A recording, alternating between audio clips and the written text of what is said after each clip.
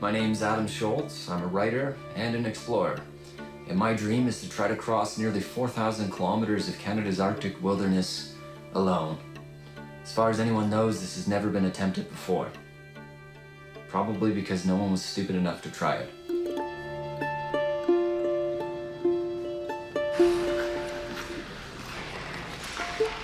It's a very Canadian approach I have. You know, just coming out here, skating around by myself as a way to train. My first playground was the forest that surrounded my family home. I mean, that's where I grew up. I grew up in the woods. All around us where we lived, we were in a really small town, was forest. So with my dog and my brother, we would always be out in those woods, building shelters and making fire without matches and catching frogs. And my father, he would encourage us, and he taught us all the different trees and how to build birch bark canoes and cedar strip canoes. And that's where I really fell in love with the natural world and just came to really appreciate it. I mean, I think it's so important that we preserve it, and that's always been a big part of who I am and why I do these expeditions and these journeys, because I feel like that's the most important thing there is, this natural world, and we try to preserve it. When I zoom in on the satellite imagery, I measure all the exact distances, so I'll know exactly, like, well, okay, I've got, 27 kilometers to go this day to where I want to get to, or 13-kilometer portage here. But to get an actual topographic map, I'm using Garmin Basecamp over here on this laptop, and I'm copying my route manually from the satellite imagery onto the topographic maps here, and then I can download the topographic maps onto this little device here, the GPS, and carry this with me in the field.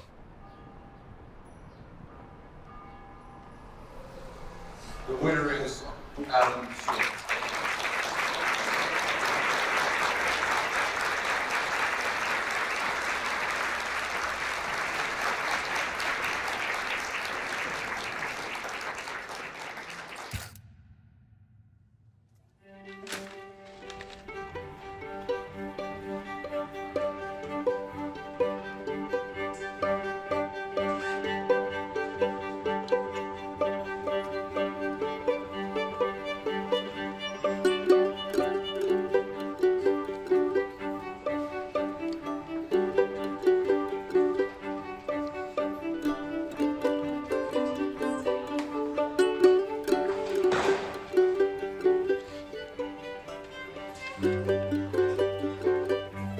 Nice. Yeah, it was 1,008. She's good. I want something super tough, durable, that can withstand all the punishment that the Arctic can dish out to it. So.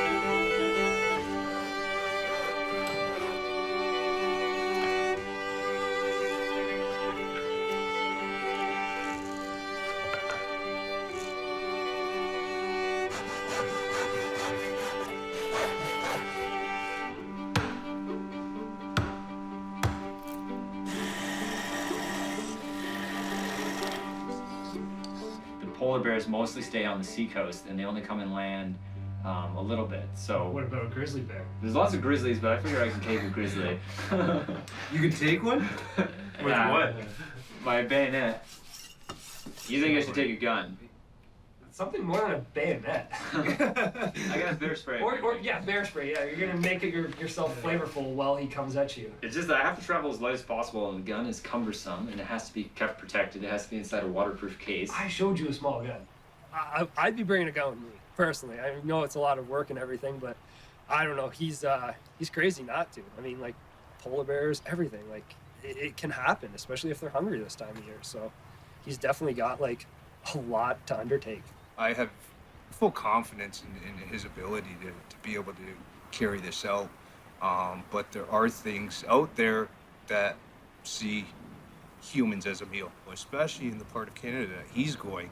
There's things that could stalk him for multiple days and him not even know it. The expedition that he's going to do now is going to be very tough. There's a lot of unknowns, and it's a long distance, and he has a lot of gear to carry.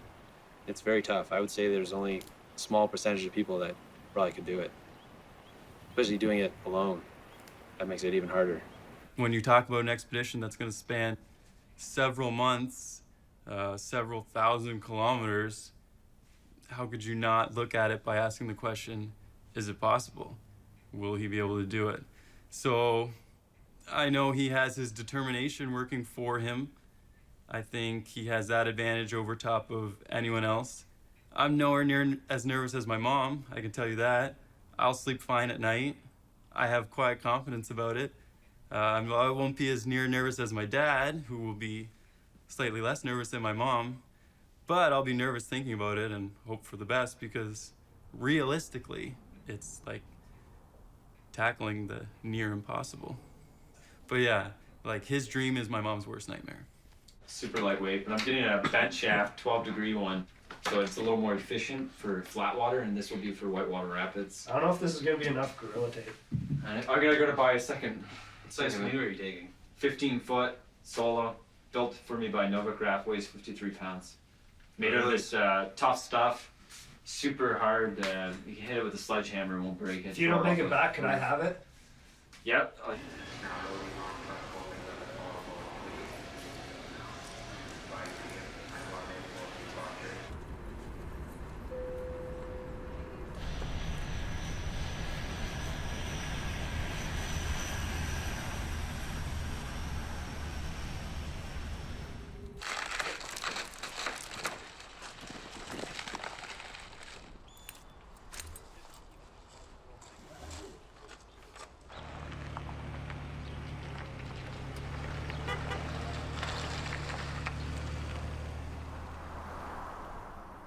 I don't think he's going to have the anxiety that most people would probably have out there. I think he's done enough of these and he's gotten out of his comfort zone. This is going to be a very long trip, so that'll be new for him. But I think he's going to be able to break it up into mentally shorter trips. You got, a month here, a month there. So I don't think he's looking at it as one big long trip. I think he's breaking it down into his mind as a series of smaller trips and smaller accomplishments. I think that's how you get past the 5-month issue, being out there by yourself. When you see the design, you know what I'm talking about.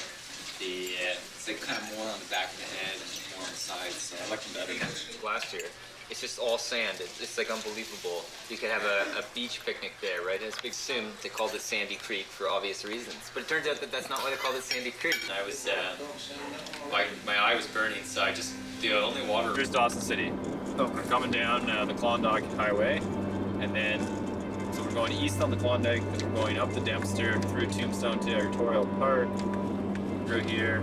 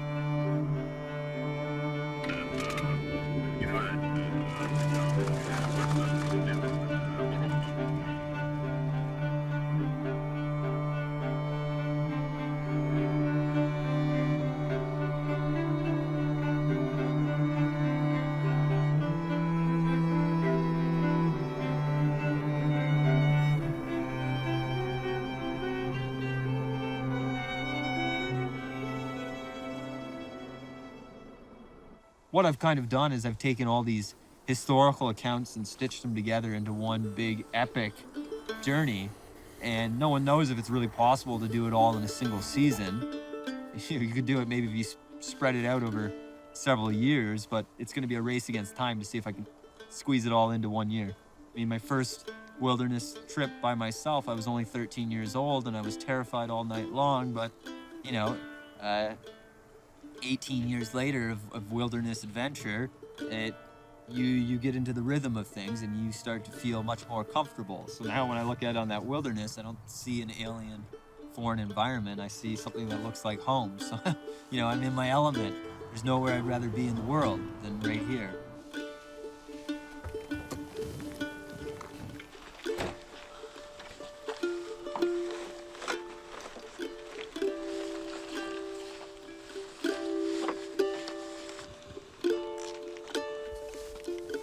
SOS.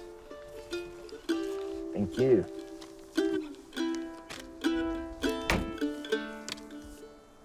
This is the send-off, I suppose. Long time coming.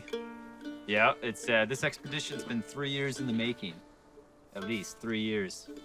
So it's been a long time coming to get up to the Arctic Circle, and now I'm finally here, and all these years of planning and preparing and dreaming and visualizing has culminated in this moment. So we'll see how it goes from here.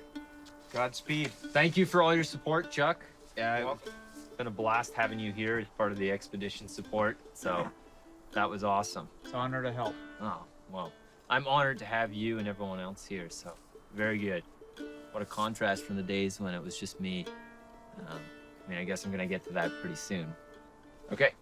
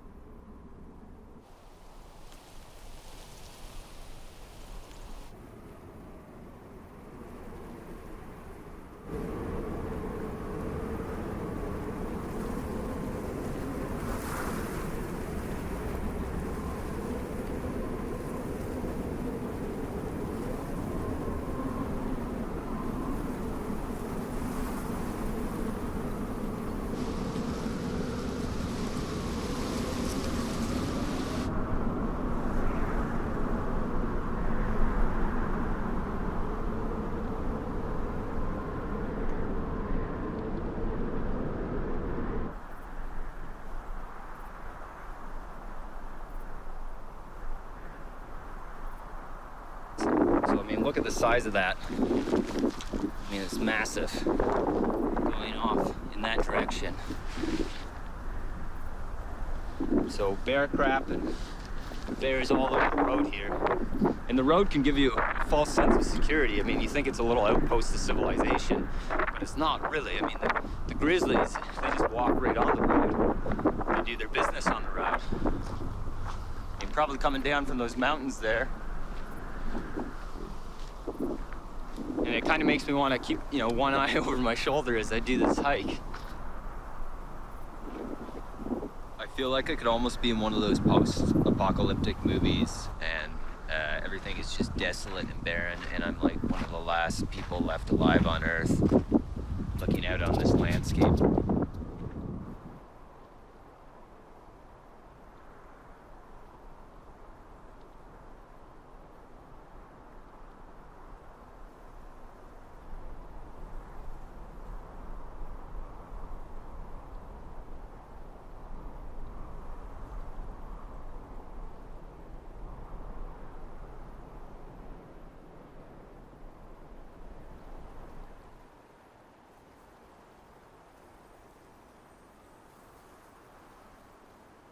Here is my canoe fully loaded and ready to set off on my journey across the Arctic. This canoe and I are about to become very good friends and very close companions.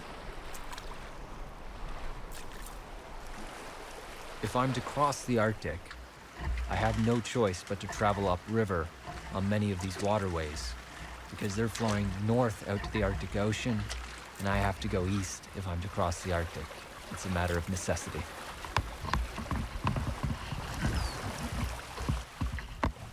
The vast Mackenzie River. Over 2 kilometers wide, sometimes 3 kilometers wide. Way down there is my canoe. It wants to be my pole.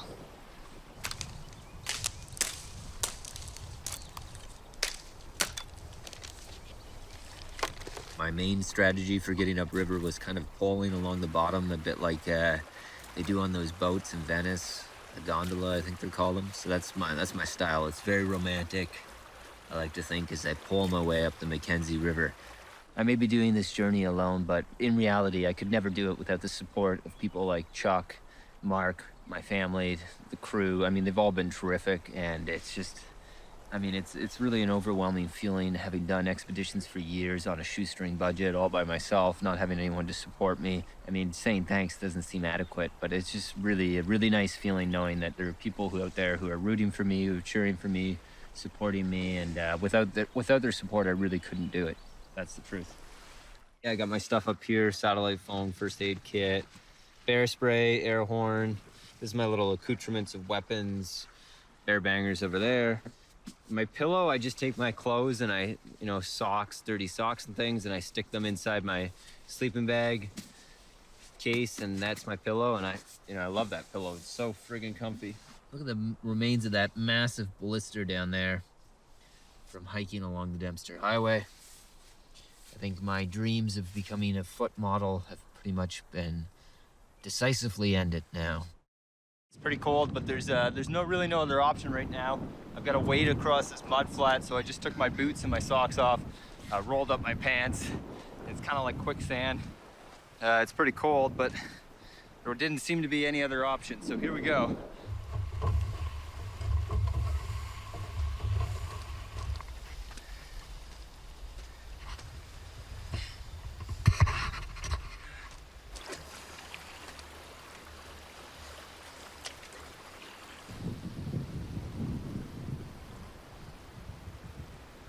There's the grizzly track.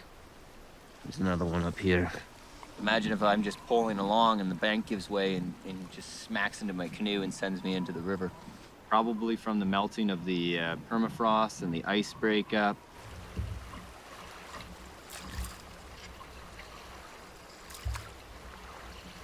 It's really quite strange though. Coming along this section, I got a bit of a chill like you get in the grocery store when you go in the frozen food aisle. That's kind of what it feels like with all these mounds of ice here. I can feel a bit of a chill coming off it as I go along.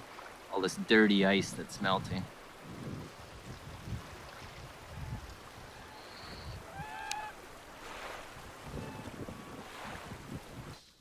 There's nothing quite like the smell of wet socks drying in your tent.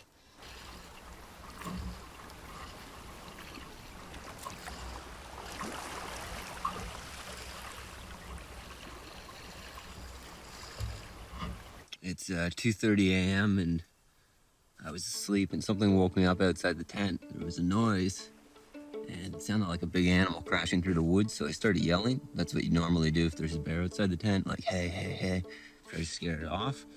And I could hear something crashing, so I unzipped the tent and looked out, grabbed my little air horn, and I went to squeeze it. It just made the hissing noise, so the thing doesn't work.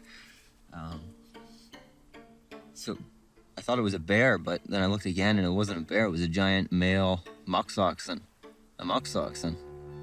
just outside my tent in the bushes over there.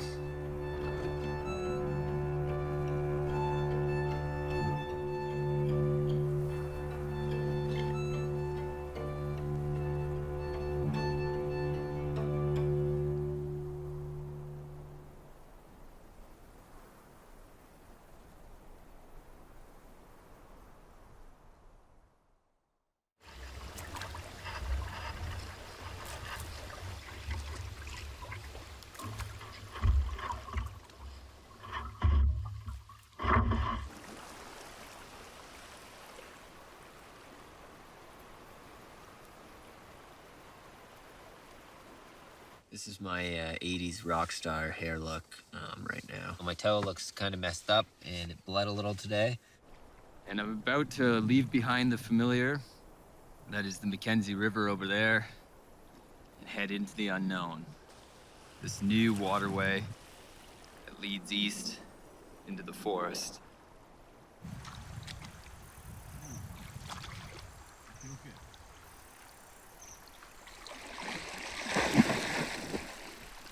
One thing I don't pack on expeditions are towels. So I'm just gonna have to air dry and shake like a dog. It's moving a little bit. To go check out what it is. I have to head that way anyways, but I'm gonna stay to the far bank for safety. It's best not to disturb them. I'd only been asleep for about an hour and 20 minutes, and I heard a noise outside. I woke up, and thankfully I'm a light sleeper because I heard something in the bushes. And I heard the noise, and instinctively when I hear a noise outside my tent, I start yelling. So if it is a bear, hopefully I scare it away. And I quickly unzipped the screen door, poked my head out, and I saw something move in the bushes, and sure enough, it was a black bear. I don't know if you can see it there. I propped my canoe up alongside of the tent to create like one side of a barrier, and thankfully I did, because the black bear was just on the other side in the bushes there. I started yelling at it in my most menacing and intimidating manner and smacking the paddle on the canoe, making as much noise as possible. And eventually he walked off. He didn't run. He walked along the edge of the bushes there down the shoreline, and I've continued to make noise, but I don't know how far he went.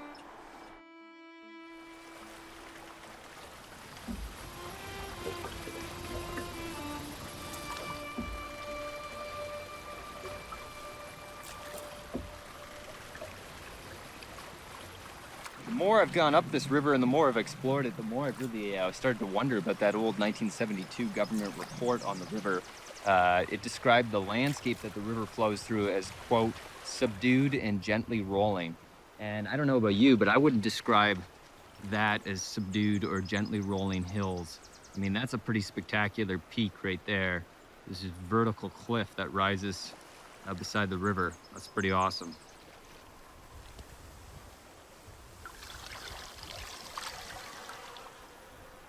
The mosquitoes are getting bad. It's never a nice feeling when you wake up and you see just, hundreds of mosquitoes just waiting for you the second you'll unzip the screen door to come attack you. Looking pretty nasty. The nail is gonna fall off, but that's okay. And my fingers have become incredibly sore, I think from gripping the pole so hard. It's really sore when I go like this with them.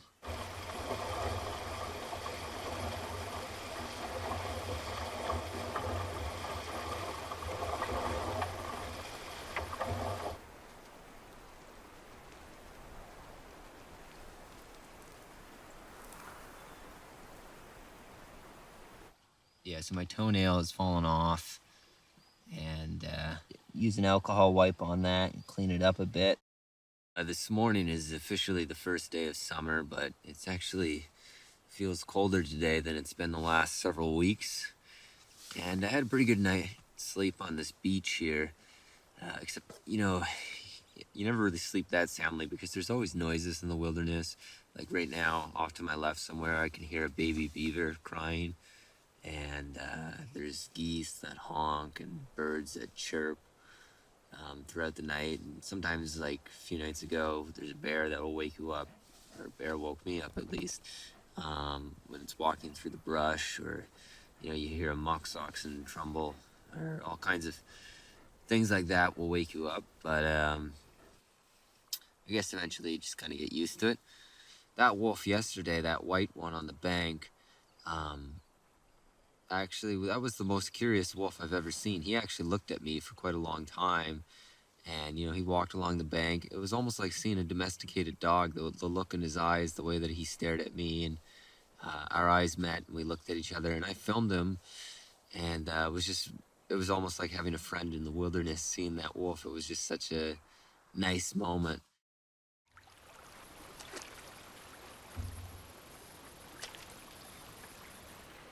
This area has been burnt out before from a forest fire, but there's really high cliffs over there, and the river, the Hare Indian River here, is getting quite small and hemmed in by willow bushes on either side as I near the headwaters.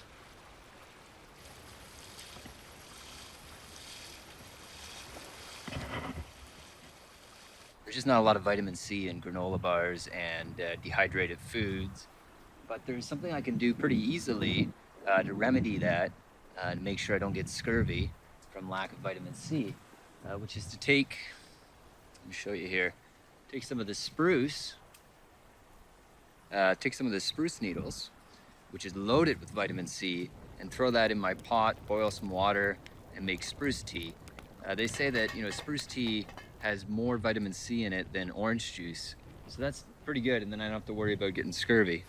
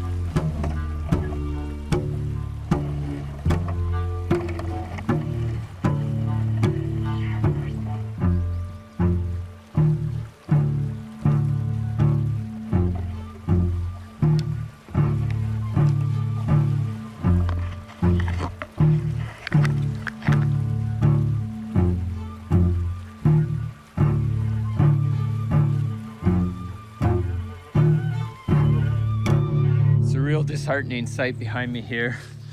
The river that I'm following pretty much just disappears into that morass, and there's no question I'm not gonna be able to drag the canoe through there. I'm gonna have to portage everything, which is not gonna be easy considering it's just like a foul morass of swamp and muskeg. But I think I'm almost at the next lake, so I just gotta tell myself that and try to find the mental stamina to push on.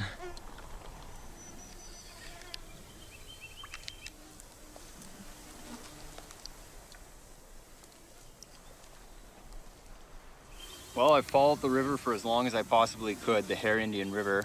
My gear's behind me here, but there's pretty much nothing left of it. Just this ditch.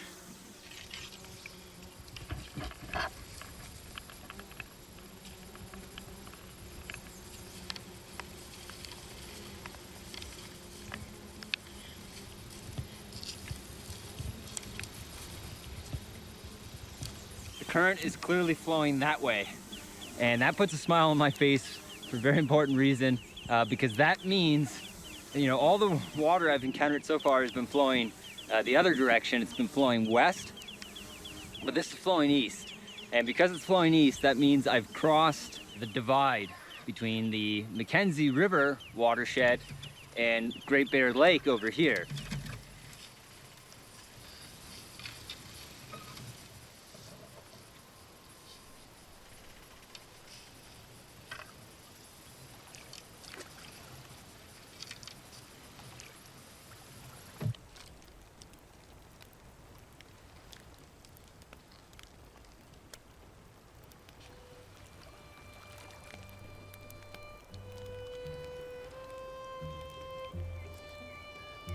I'm the only person on the whole lake, all to my lonesome.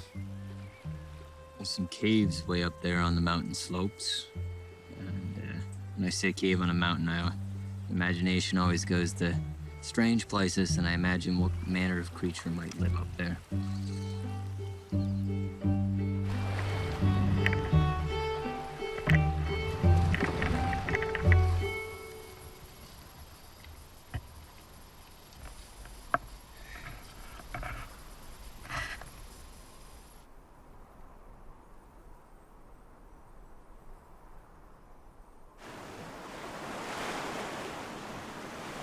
It is 4:24 p.m. on June 25th, and I have just reached Great Bear Lake. This is a big achievement for me. It's a new chapter in the expedition. It's like I've reached a new level, a new phase of the journey. I've got the accumulating scrapes and bruises. Nice bruise. My lovely fiance has made these super helpful labels for me because, believe it or not, despite the fact that I'm filming this entire documentary, I'm not very good with technology. So she labeled everything like unplug as soon as charging is done, plug this end into the solar panel, charge battery pack. It's very helpful. She labeled everything. I just came around the corner here, and this is what made my heart sink. There's just nothing but ice as far as the eye can see. And it's a lot of ice. And it's gonna slow my progress right down to a crawl. There's just so much ice out there. Melting ice flows out there that's blocked up my passage along the coast of Great Bear Lake, so there's nothing I can do about it. I started at 3:30 a.m. and I'm operating on only 3 hours of sleep. I paddled 41 kilometers today on 3 hours of sleep. So I've made my camp on this beach, try to get as comfortable as I can. Gonna have a fire in a second, and just hope that when I wake up, this ice will be out of here and I can continue. 3:12 a.m. and I'm about to set off through the ice here on Great Bear Lake.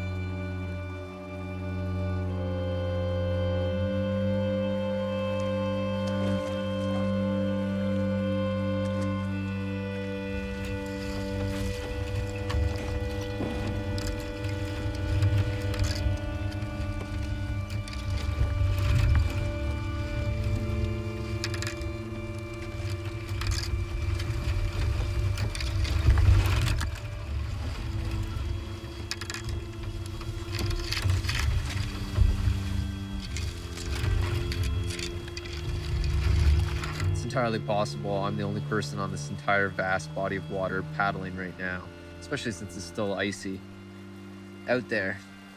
I can't make it any further along Great Bear Lake. It's just my route is blocked by ice. All right, team, listen up.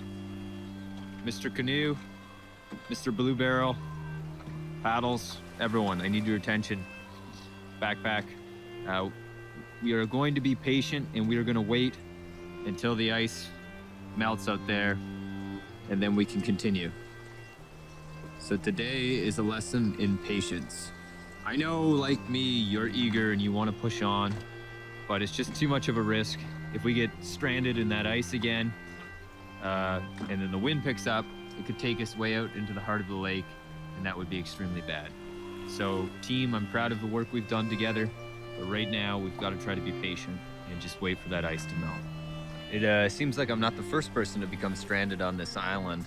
Here in the center of the island, it looks like a long time ago, someone once had a campfire here because these 4 rocks look like they've been placed here. And in the center of the rocks, there's some very old bones, some animal bones where somebody cooked something.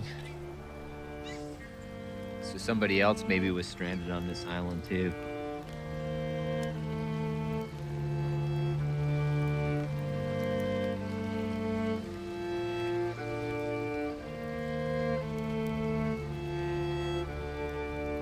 Who knows, if I follow it, maybe I'll find a pot of gold.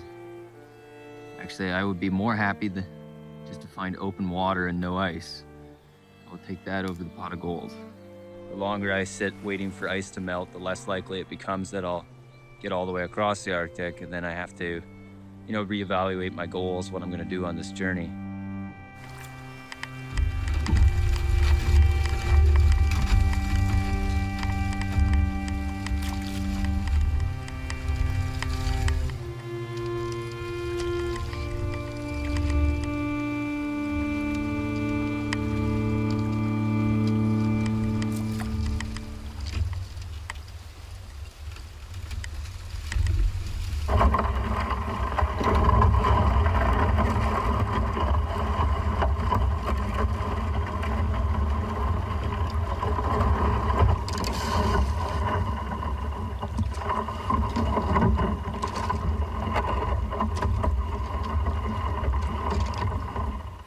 Some pretty big ice flows out here, but most of the ice is melted.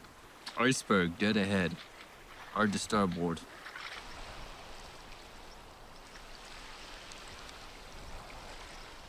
Now I'm just trapped on a fog-bound coast here, and this one looks less inviting than the other one. I can see some swampy alder bushes back in there.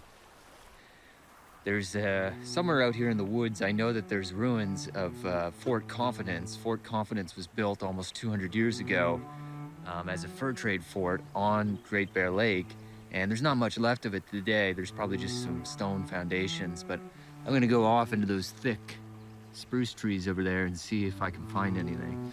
And I see something up there. Looks like an old stone chimney just poking out of the undergrowth of the forest. And the fort itself would have been built out of spruce logs cut right here. And it's just kind of hacked through here. It's a little bit eerie. Kind of just seeing ruins in the middle of nowhere. Reminds you of the ghosts of the past, as it were. That, you know, hundreds of years ago, there were explorers here before me. Oh, wow, that's really neat. Look at that. You can see the masonry work in there. So this is a chimney. We got some rocks down below. Wow, that's actually quite neat. A bit of wood sticking out of it, too. Everything else must have rotted away and been swallowed up by the forest over the last 200 years. These are granite rocks pulled out of the lakeshore there. Oh yeah, I can see straight up the chimney.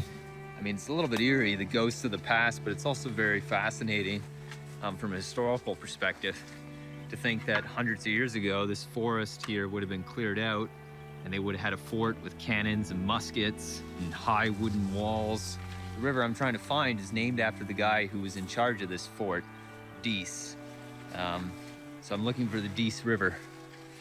But let's get back down to the canoe. I don't like to leave my canoe for too long. We get kind of separation anxiety when we're apart, so I tied it up down there on the water, and I better get back to it. He was really curious, but then I accidentally made a noise with my paddle. He ran off, he got scared.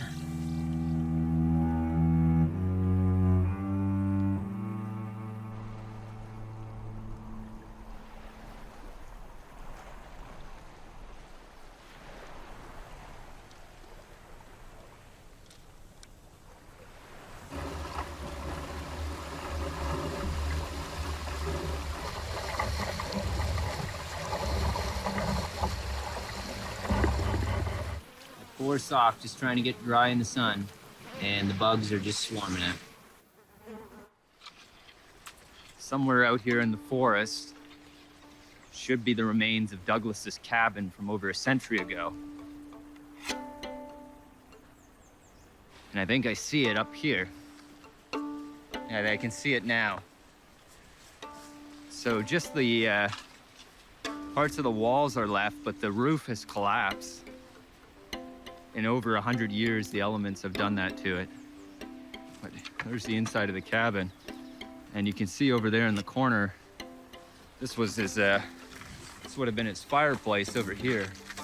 I mean, the preservation's pretty good in this cold environment, right? It's a pretty dry environment despite the snow. So things don't rot that well, but in 100 years, the roof has collapsed. But there it is down in there. So that would have been his hearth. Very important for the long, cold Canadian winter. And that's all that remains of it. You can see the construction along the side.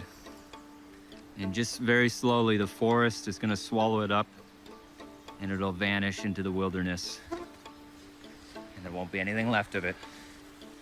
But now I gotta get back to the canoe and continue my own journey upriver.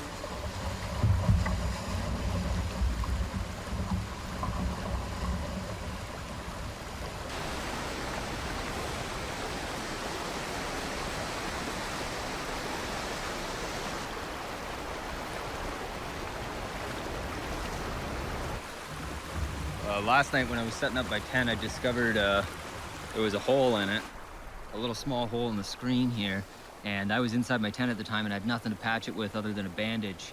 But now I've got my duct tape, so I'm gonna make a little more proper repair to the mesh there so the bugs cannot find a way in and bite me in the middle of the night. There's just an unbelievable number of those horseflies on this beach and all over the river. You can see there's just a bunch of them accumulating inside my tent, or under the tent fly. There's one right there. And they're big suckers. And when they bite you, it feels almost more like a bee sting. And if you want to see what it looks like, it's like a welt where one got me right there on the shin today. Another one bit me down there. Millions of mosquitoes and black flies, just swarms of them all over the place down there on my gear. And just, they're so bad that I'm just not even gonna brush my teeth this morning because I can't take this bug net off to brush my teeth with like millions of mosquitoes buzzing all over the place. So I'm just gonna go.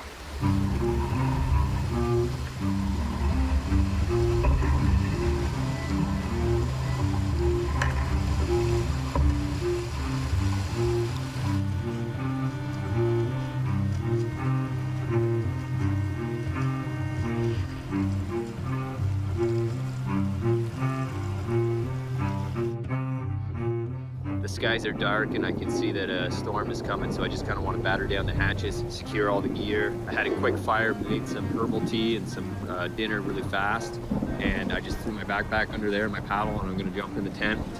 You don't want to be caught out in the open with the storm. This tent's been pretty strong so far, but this is the first real big test of it. Good.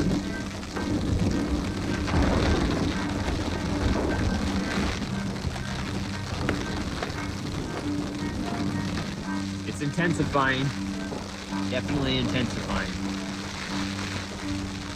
You know, there's something about a storm alone in the wilderness. You can get on your nerves a little, but I've been through a heck of a lot of storms in the wilderness, like probably over 50 of them. And you just have to wait it out and try to... Geez, my tent is really flying around all over the place. Water coming off down there.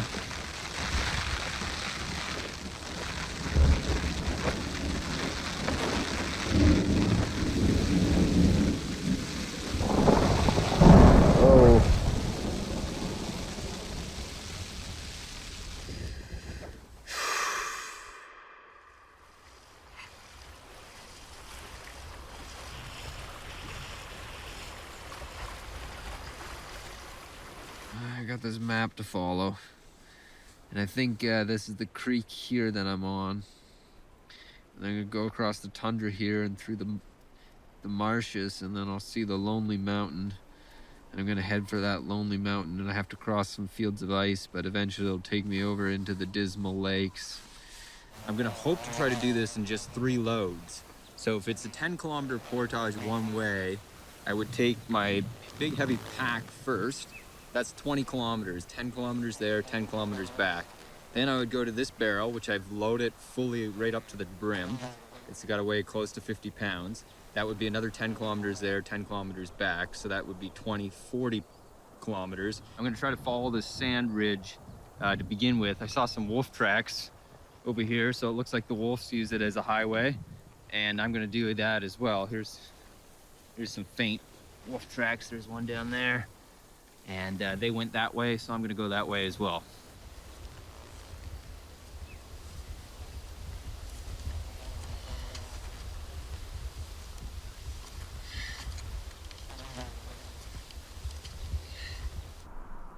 About 10 kilometers from me, and that's it, the Lonely Mountain, and that's where I want to get to.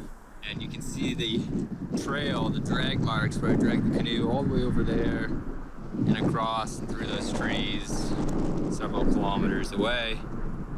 And it's sand and gravel, so it's a little bit hard on the canoe, but I don't really have a choice at this point. I feel really privileged to be here right now amidst such beauty. Maybe not so privileged when there's hordes of black flies and mosquitoes eating me alive, but this view is just magnificent, and I'm really soaking it in right now and looking forward to another freeze-dried meal. This canoe has been through the ice, it's been over the rocks, upriver, downriver, poling, paddling. It's taken a lot of abuse, but you know, thus far there's no leaks, and it's still standing up to the rigors of this journey. So I just hope that so far so good, and that it stays that way.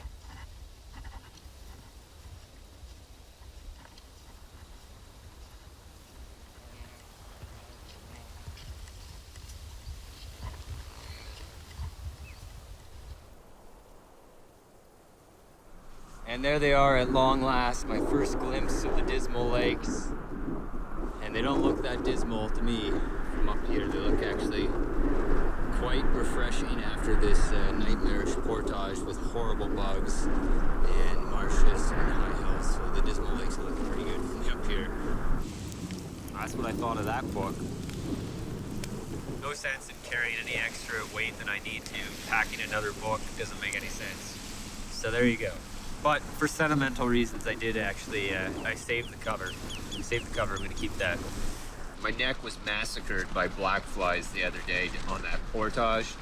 I'll show you some of the bites if you can see them down in there. And the black flies just love to go for the neck.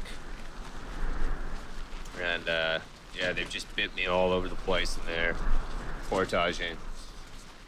It's a pretty cold night, and I don't mind that. I actually kind of like getting cozy inside my sleeping bag here and huddling down with all my extra sweaters and blankets and things. You can see the tent buckling under the pressure. You can hear the wind howling.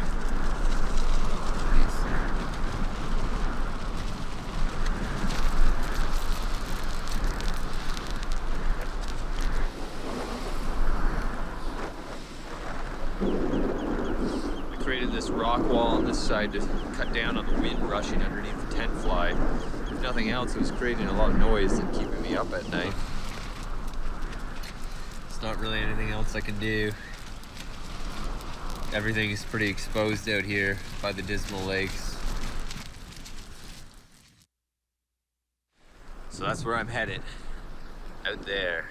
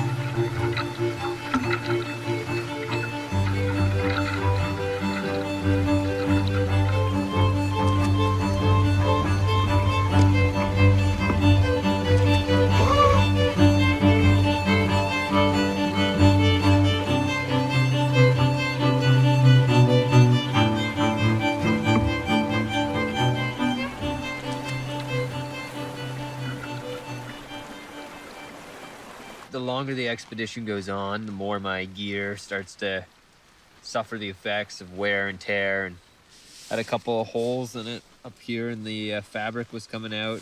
They look like they've been burned, singed by the fire, but I don't know how because that's in my hood. There's the other hole in my tent down there that I patched with actual duct tape. Wristband broke off of it, so now I'm just using it as an old-fashioned pocket watch that I keep in my pocket. Just busted off of it, so I'm gonna try to repair that. Otherwise I don't have a bear banger, which wouldn't be good. You know, after a month and a half or more, 2 months almost being out here, my tent begins to feel like home. Like this is my home, and I'm really, when I'm warm and dry in here and it's cold and wet outside, it just feels like the greatest luxury in the world. It feels like a 5-star hotel to me. My path up the copper mine is blocked by a massive canyon. It represents a huge obstacle. I'm gonna have to do a really long portage up over these tall cliffs to get around it. So I've got all my gear here. I've just prepped it. And I tied my hiking boots onto the outside because for the first one, I've got to wear these wading shoes, which are big or heavy. So I'm just gonna wear them, leave them over there, and then switch into the hiking boots. I've got 3 loads to do: the barrel, the backpack, This barrel I've emptied, so it's now empty, and then finally the canoe. And it's gonna be hard because this is one heck of a canyon.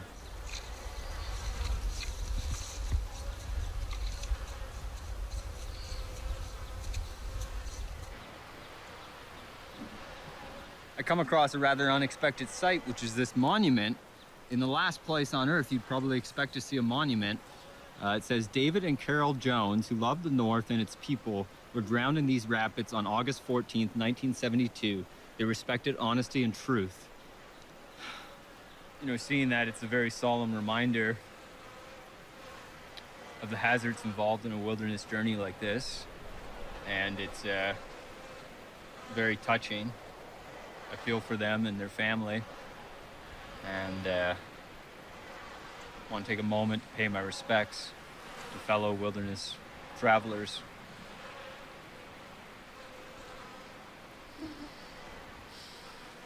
Makes me want to be extra cautious because it's a reminder of, you know, what can go wrong.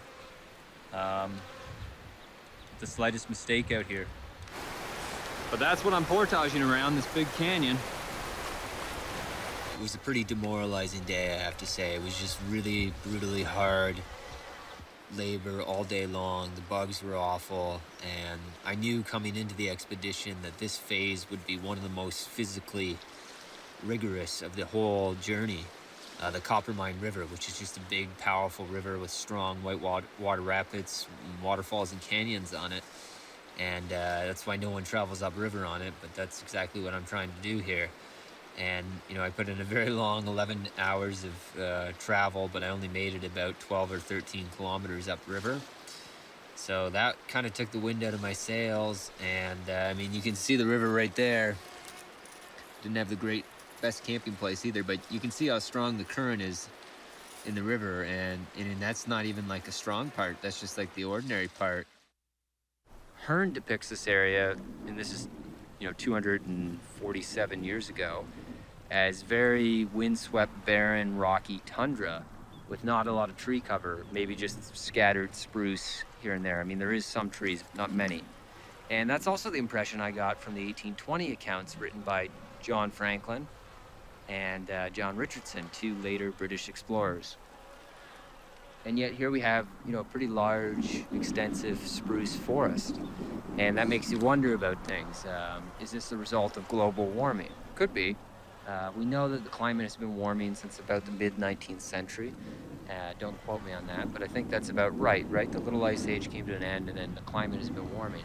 So it's possible that over the past almost a quarter of a millennium, it's a long time since Samuel Hearn was here in human terms, the forest has really grown up, and there's trees where there was never trees before because the climate is warming.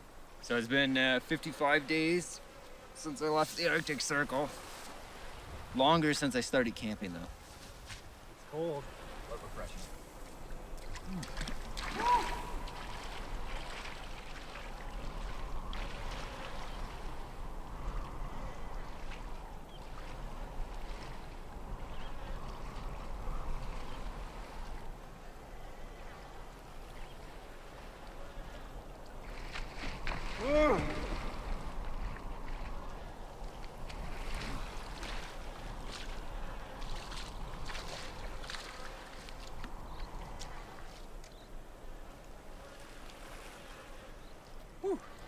Every night I have a little ritual that I do inside my tent.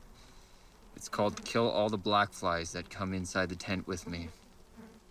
And if you can hear that gentle pitter-patter, it's not the sound of rain against my tent fly. It's the sound of hundreds of black flies against it as they get trapped under the fly and they try to escape. But some of them get inside here with me.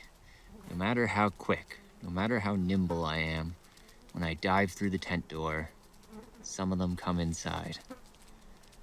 My toe is still pretty swollen and busted up. The fact is, your feet take a beating when you're on them 13, 14 hours a day, wading through rapids and rivers and boulders and whatnot. So they're my favorite bird. Although what I don't like about them is when I'm paddling by the shore and they have a nest nearby, it turns into the Alfred Hitchcock movie, The Birds, and they swarm at me. If you look carefully, you'll see that they have very sharp beaks.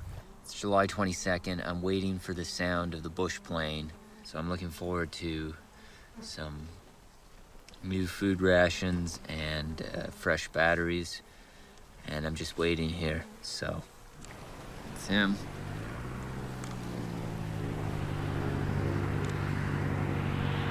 Instant touchdown.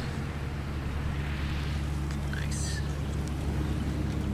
Food is on the way.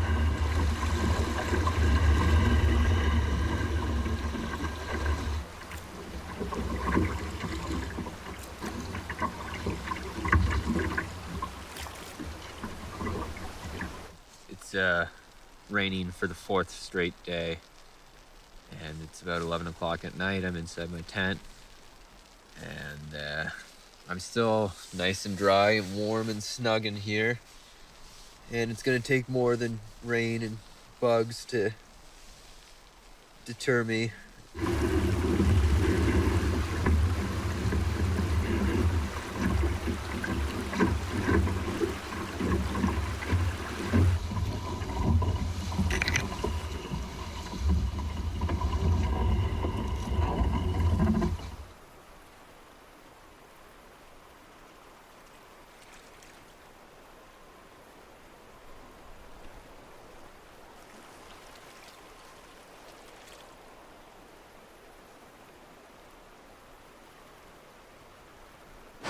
That's what I'm dealing with here, the white water of the Coppermine River.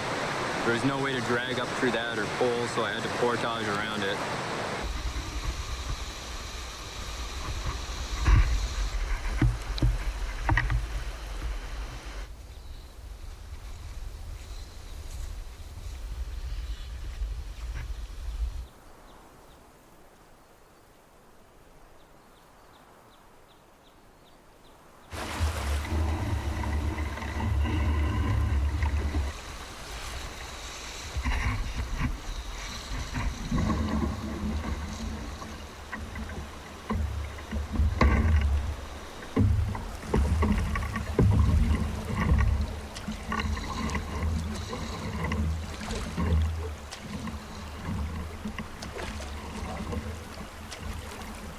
And here is my wader, and it's just those 2 little punctures there that are costing me all my grief. So I'm gonna take some of this from the tree, my Swiss Army knife, and then when that has melted, I'll lather it onto the wader. And you can see I've applied some of the spruce resin to the hole in the wader with this stick here, and hopefully this does the job. It's July 31st, and the bugs are just atrocious this morning. They were bad last night, but I mean, there's just massive clouds of them here. The fantastic news is that my patch on my waders using the resin from the spruce tree has held up like a dream. So in the end, it was nature's solution that did the job that modern materials couldn't. Duct tape, Gorilla tape didn't work on its own, but when I heated that resin up and put it on, it worked like a charm, and now I've got dry feet.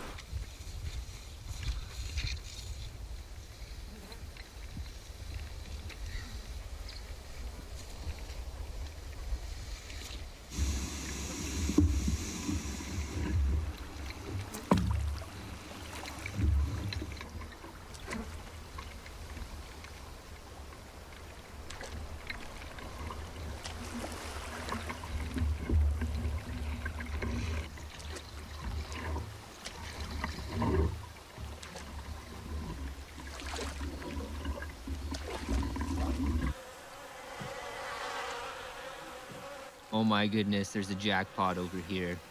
In Newfoundland, they call these bake apples.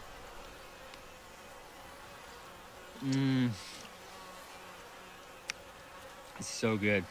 I still can't entirely dispel a bit of anxiety that I feel. It's still an open question whether or not I'll even make it to Baker Lake. It's just such a long way, and winter is coming. I mean, winter could come in August. I don't know. It's impossible to say, so I'm just super conscious at all times that time is running out.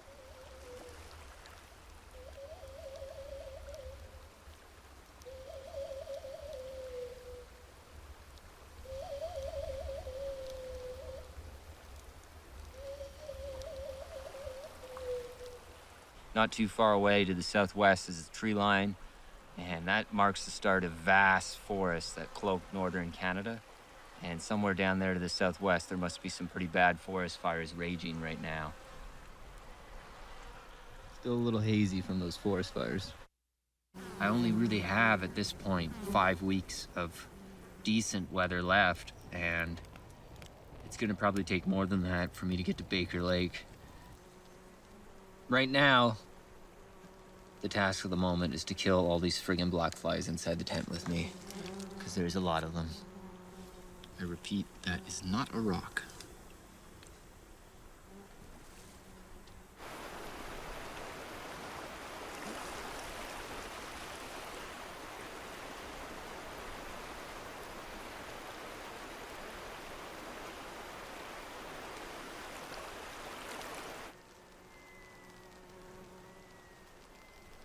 Those cries are coming from some waterfowl out there on the lake. They make the strangest cries, like a child in distress, just as I'm about to call it a night.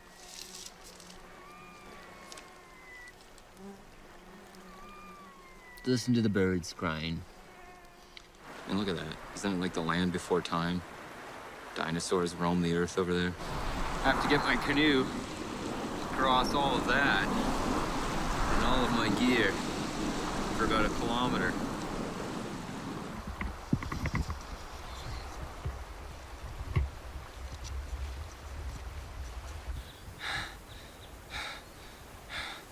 Well, I just completed the 4th portage of the day.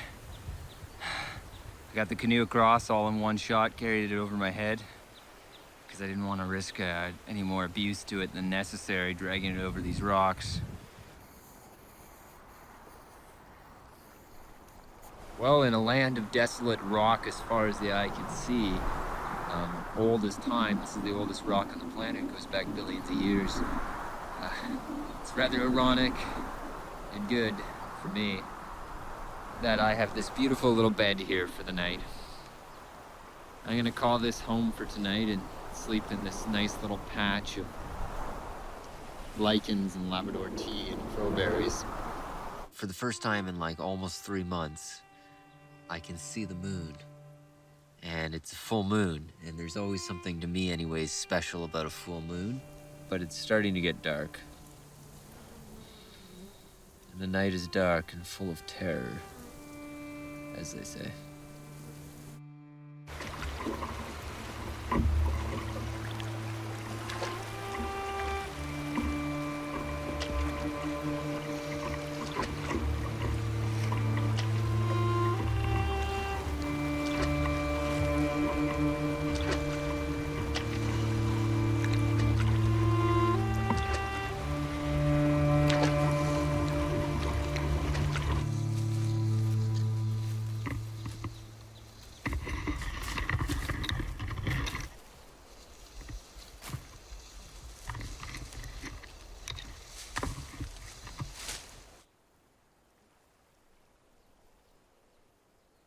You paddle for over 11 hours and almost all of it against the wind, and you really just want to make dinner and crawl inside your tent, but you can't because there's water down your stove. First animal that pops into mind almost immediately is polar bear.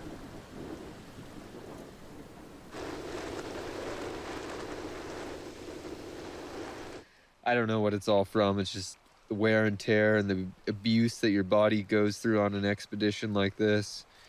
Thunder clouds rolling in across the tundra, and that's always a little ominous.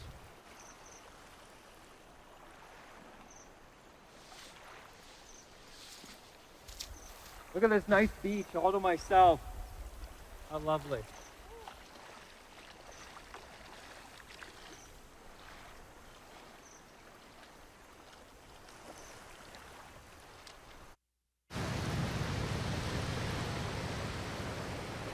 This is where a grizzly bear has dug up the burrows of some Arctic ground squirrels, because the grizzlies love to eat the ground squirrels. So that's what this is here. Red sky at night, sailor's delight. Red sky in morning, sailors take warning. I'm gonna go now and paddle as hard as I can for as long as I can, for as long as the lake stays calm.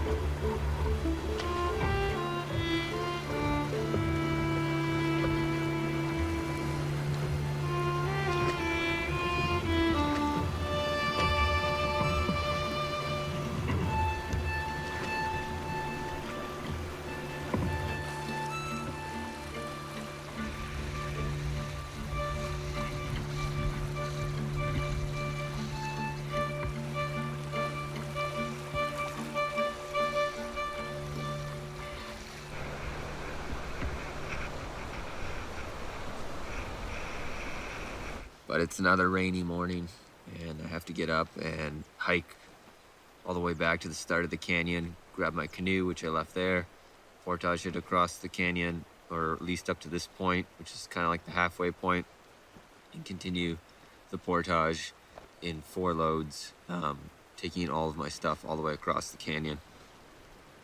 I have to do it.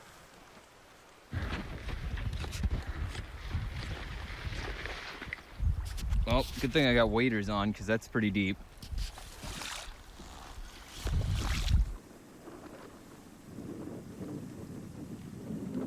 Hasn't been bright for a while. It's just this dismal gray skies hanging over the land. So it's made it hard to really dry stuff out. I got some wet clothes that I can't dry for lack of sun. And I'm running kind of low on my battery life too, because I haven't been able to recharge anything with my solar panel, because there hasn't been enough sun. But I'm gonna get cozy as I can inside the tent, because the nights are getting cold now that it's later in the season. And the nights are also getting darker. It's getting dark early, and it's staying dark longer now that we're getting late in the season. And I'm not really sure at this point how much longer it's going to take me to get to Baker Lake, but that's what I'm pushing myself 12 hours a day to get to. It's Baker Lake, the little Inuit community. Right now, my biggest concern is the wind. The wind has been fierce all day, just really powerful wind gusts that make canoeing downriver seem like I'm still going upriver. At times the wind has been so strong that it actually has pushed me back upriver despite the strong current. Basically, I've tried to shift everything out of the back end of the canoe, the stern, up to the front. So I've loaded it up the front as much as I can, the bow of the canoe, with anything I've got, GoPros, water bottles, my backpack, and I've shifted the barrels up to the front as well to concentrate the weight up at the bow of the canoe that's going downriver into that headwind, that really strong wind. Doing it this way is allowing me to make progress even against that strong wind. Otherwise, with the canoe lightly loaded in the bow, the wind is just spinning my canoe, and I would literally just spin 360 degrees and not get anywhere. So shifting the weight up to the front is making the canoe go downriver even into the wind.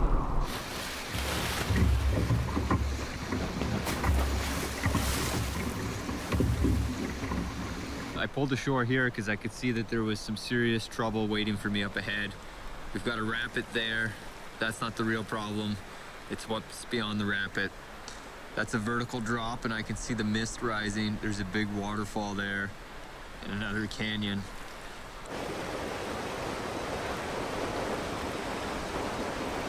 It goes into that canyon there.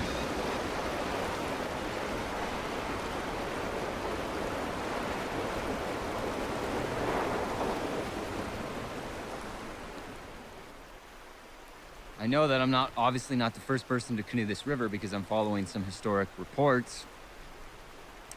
But obviously someone at some point came before me and wasn't fully prepared for just how grueling and long the portages around these huge canyons actually are.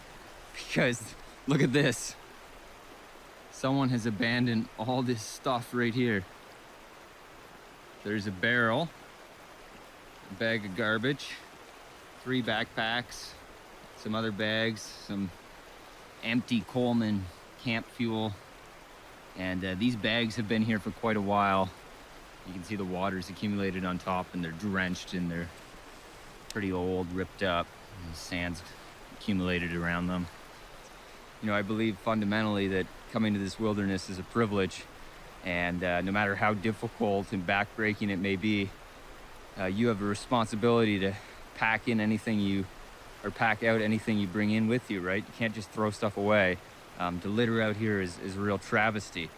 It's a very famous grove on the Phelan River, and it's in that spruce forest that in 1927 John Hornby and his 2 companions starved to death in their cabin.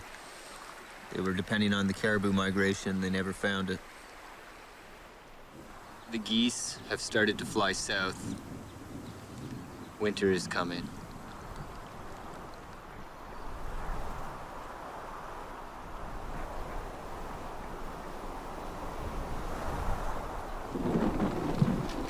That's the wolf here. She's calling her bait, come check on the little ones because they saw this suspicious creature going downriver. Wow, that's amazing. Did you hear that? So it's a whole family of wolves there. The mom with 4 little pups and the 2 adults there. It's just incredible. So I'm coming up to 4 months since I actually last saw my fiance and since I was last home. And I don't know how long it'll take me to complete the end of this journey and get to Baker Lake because the weather is beyond my control and wind is such a critical factor. Today with the wind in my favor, I traveled probably 100 kilometers, but if it goes against me, I'm lucky if I can get 10 done in a day. The moose is really enjoying the beach. Came up here on his summer vacation from the forest down south. Heard that they had some nice beaches up here on the river.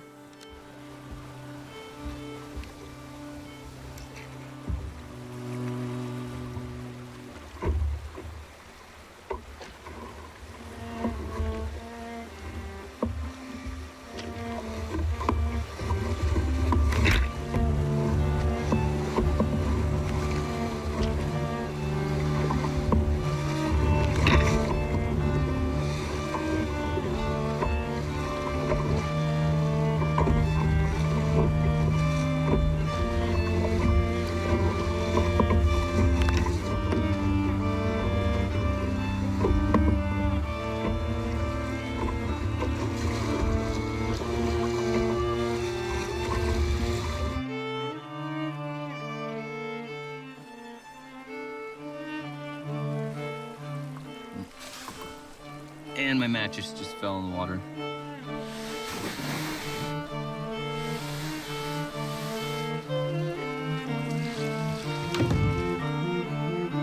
Looks like bad news.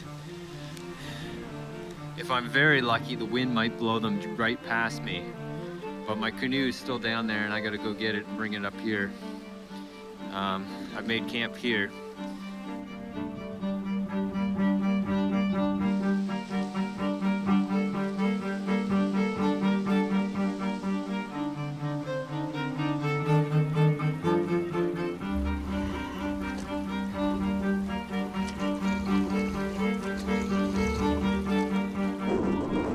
this canoe has just been an absolute warrior. I'm amazed at how tough it is.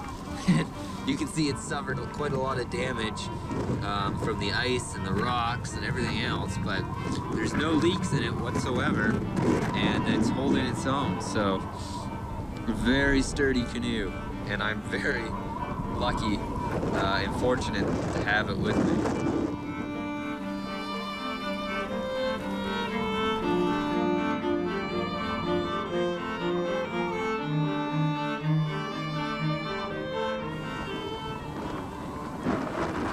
Kind of puts one in a meditative and reflective mood, I suppose, when you're out here alone in the wilderness and you're just wandering across the land and you come across a human skull just lying there in the open.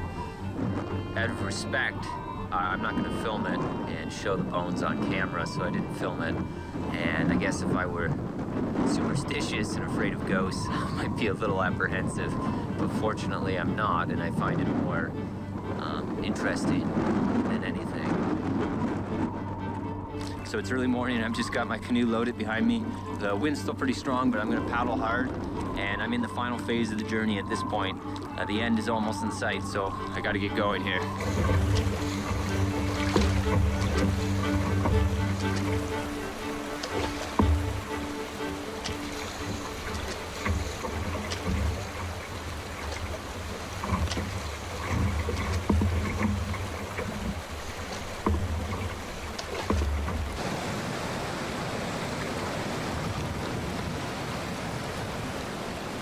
Since day one of the expedition, stashed away in my barrel, I've been saving this tea bag, cinnamon apple.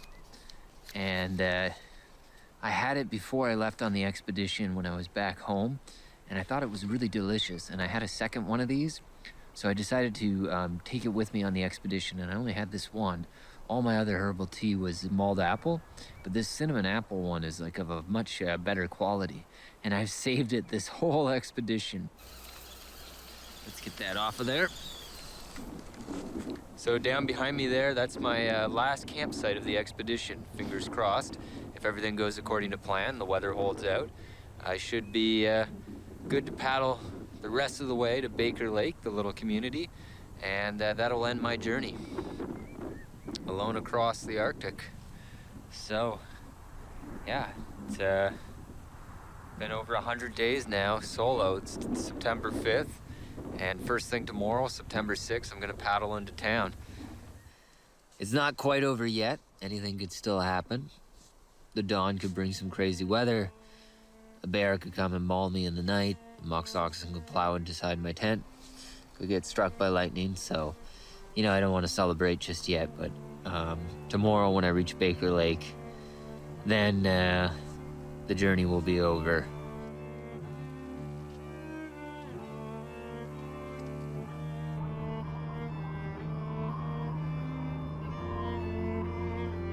It's the morning of September 6th, and I'm just packing up my canoe for the final time. I'm about to set off on the final leg of my journey to reach Baker Lake. So this is day 102 since I left the Arctic Circle, and nearly 4 months since I left home. You only live once, you're only young once, and I've always been very conscious of that fact when it comes to planning my expeditions.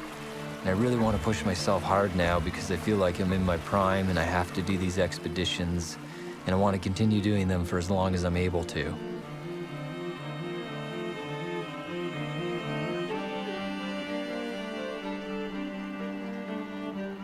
One day, if I'm able to look back when I'm old on all the adventures and journeys that I've done, hopefully I'll have some satisfaction that I saw the wilderness while it still exists.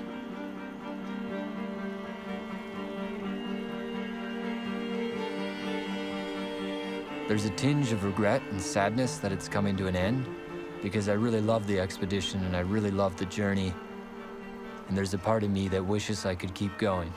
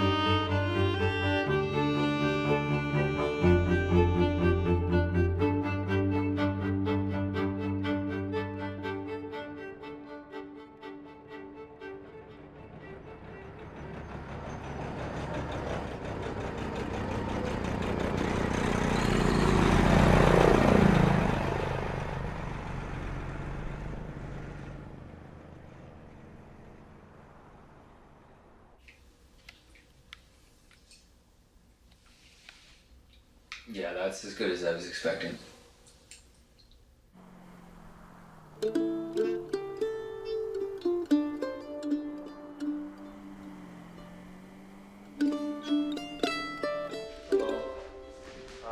You were supposed to drop off a canoe.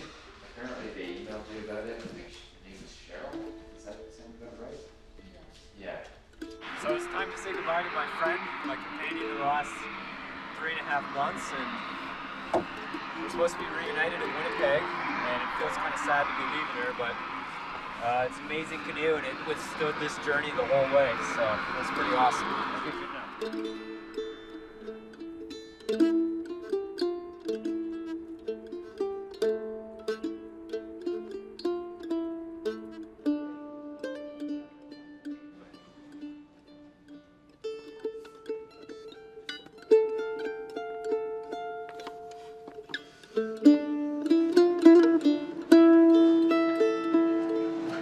How many barrels did you bring? Well, there's what, 5? There's actually 5 here because the yellow one's inside. This one, I think it's good. Rock them all. Yeah, I'm not wearing the big one. I'll wear this one.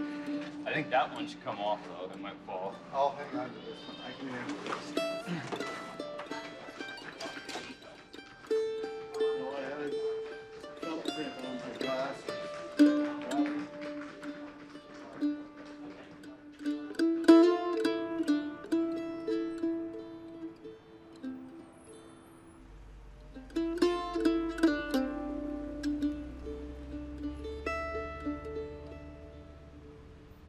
Well, Adam Shoalts is a writer, explorer, and public speaker who has hiked to all corners of this country.